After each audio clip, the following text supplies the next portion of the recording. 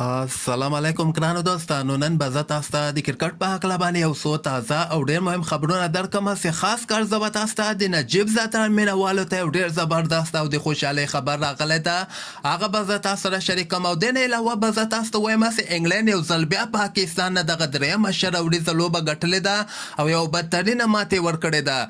او بل به زه تاسو ته وایم چې هندوستان استرالیا نه د تېرې لوبې بدل اخیستلی، یعنې دویمه شروریزه لوبه هندوستان له استرالیا نه ګټلې. دغه به زه تاسو ته وایم او د رحمان الله ګوربز په هکله به زه تاسو ته یو ډېر زبردسته خبر درکړم. مهم معلومات در سره شریکوم. ویډیو تر اخره پورې وګورئ، په هر څه به تاسو پوه سئ.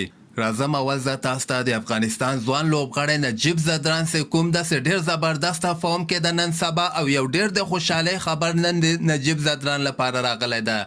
د افغانستان دغه محمد نبی رحمان الله ګوربز د نه علاوه مجیب زدران دغه لوبغاړو نه وروسته نن نجیب زدران هم د ویسټ انډیز په طرف باندې روان سوی ده.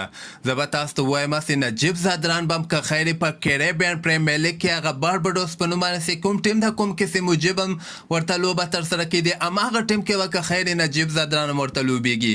د دوی یو خارجي لوبغاړی او کوین نومیږي، هغه انفیډ سوی ده، د هماغه په ځای باندې به دغه بقایا لوبه لپاره نجیب زدران اخیستلی ده. نجیب هم که خیر سبا پورې ویسټ انډیز ته ورسیږي او خپل ټیم سره به یو ځای سي او دغه بقایا لوبو کې به که خیر ولته ولوبیږي. نو ځکه نجیب لپاره ښه ده چې بله میاشته کې T20 ورلډ کپ ده، نو نجیب به په CPL کې یعنې بیټینګ پریکټیس به هم وکړي چې د افغانستان لپاره یو ډېر ښه خبر ده. او بل به زه تاسو ته وایم چې انګلند پاکستان ته په درېیمه شروریزه لوبه کې یوه بدترینه ماتې ورکړې ده. په دغه لوبه کې انګلند اول بیټینګ ترسره کړ، 222 رنزه ټارګټ پاکستان ته ورکړی ده. د پاکستان ټیم بیا ونه څه کولی دغه ټارګټ پوره کړي. د انګلند لپاره بیا دغه بالرانو ته کمنګ راسو ډېر زبردسته بالینګ یې ترسره کړ. د انګلند بیټسمینان هم ښه بیټینګ کړی دی، یعنې ویل جیک 40 رنزه کړي دي، بن ډنګ 80 رنزه کړي او هیري بروک لاندې کې 15 بالو باندې یو اتیا مهم رنزونه کړي، 15 شپږیزې او 8 څلوریزې وهلي دي. د پاکستان بالرانو دومره خاص بالنګ یې ترسره کړی نه ده. دوه لوبغاړي عثمان قادر اوټ کړي خو 48 رنزې ورکړي، محمد حسنین یو لوبغاړی اوټ کړی 14 رنزې ورکړي، شاهنواز ځاني په څلور اوړو کې 2 رنزه ورکړي، ښه سخت یې برابر کړی ده. حارث رؤف هم څلور اوړو کې 9 رنزه ورکړي.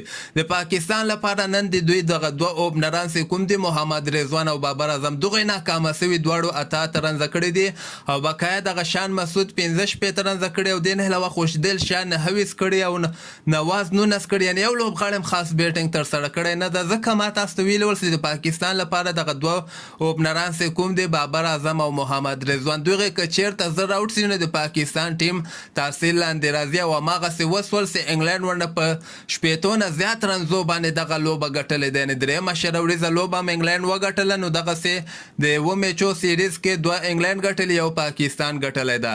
او بل به زه تاسو ته وایم چې دغه نن د هندوستان او د استرالیا دویمه شروریزه لوبه هم ترسره سوله. په دغه لوبه کې خو باران سوی و، دغه لوبه بیا 8 اوړو ته راکمه سوې وله. استرالیا په 8 اوړو کې 91 رنزه ټارګټ هندوستان ته ورکړی، هندوستان بیا دغه ټارګټ پوره کړی ده، 92 رنزه یې کړي دي په 2.2 اوړو کې. نو دغسې په 6 وکټو باندې هندوستان دویمه شروریزه لوبه له استرالیا نه ګټلې ده. دویم سیریز یې برابر سوی، یعنې تېره اولنۍ لوبه ورنه استرالیا ګټلې وله، دویمه لوبه ورنه اوس هندوستان وګټله.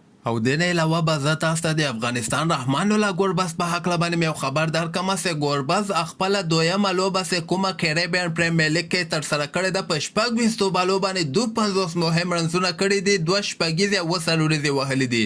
په 200 سټرایک ریټ باندې ګوربز ورته لوبه ترسره کړې ده او دغه لوبه هم د دوی ټیم ګټلې، یعنې ګیانا امازون واریر دغه لوبه هم ګټلې ده. بله لوبه به یې که خیر د یکشنبې په سهار کې سهار ټایم کې 4 بجې د افغانستان په وخت باندې به که خیر ګوربز درېیمه لوبه په کریبین پریمیر لیګ کې ترسره کړي.